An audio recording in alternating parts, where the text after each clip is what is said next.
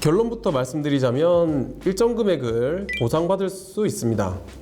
사실 수사 과정 또는 이제 재판 과정에서 구속이나 구금되었던 경우에는 형사 보상이라는 제도에 따라서 구금 일수별로 보상을 받을 수 있고요. 구속이나 구금되었던 경우가 아니라고 하더라도 변호사 선임 비용 중의 일부, 그리고 재판에 출석했던 횟수에 따라서 여비 정도를 보상받을 수 있습니다. 사실 이런 이제 형사보상제도는 구체적으로 여러 법률에 좀 규정이 되어 있긴 합니다. 하지만 우선적으로 헌법에 명시되어 있는 헌법상 권리이기도 합니다. 우리 헌법은 제28조에서 형사 피의자 또는 형사 피고인으로서 구금되었던 자가 법률이 정하는 불기소 처분을 받거나 무죄 판결을 받을 때에는 법률이 정하는 바에 의해서 국가에 정당한 보상을 청구할 수 있다라고 명시하고 있습니다. 구속됐던 경우나 불구속됐던 경우 차이가 조금 있습니다. 구속이 됐던 경우는 형사보상 및 명예회복에 관한 법률에 따라서 최저임금의 5배 이내에서 법원이 정하게 되어 있습니다. 그리고 그 5배 이내에서 어느 정도 금액이 배상될지는 사실 여러 가지 참작 사유들이 있습니다.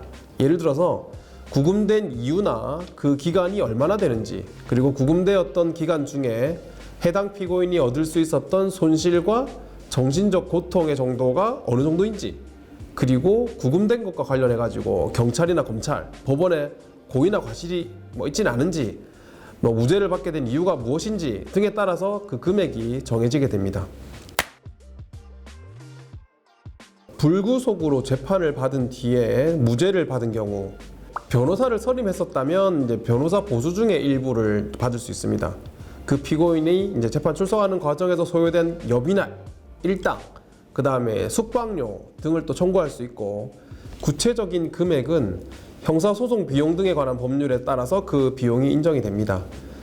그리고 이제 변호사 보수라고 하더라도 실제로 그 지급했던 변호사 보수가 인정되는, 그 전무가 인정되는 것은 아니고 국선 변호인이 법원으로부터 받는 보수를 기준으로 그 변호사 비용이 산정이 됩니다. 네, 보상 신청은 법률의 절차에 따라서 진행을 할 수 있는데요. 비용 보상이나 형사 보상은 무죄 재판을 한 그 법원에 보상 청구서를 작성해서 제출하는 방식으로 보상 신청 절차를 진행하게 됩니다. 보상 청구서에 기재해야 될 정보나 첨부해야 될 서류 등이 정해져 있기 때문에 그런 부분은 법률 전문가에게 문의해서 보상 청구가 기각되지 않도록 주의해서 진행하셔야 될 겁니다.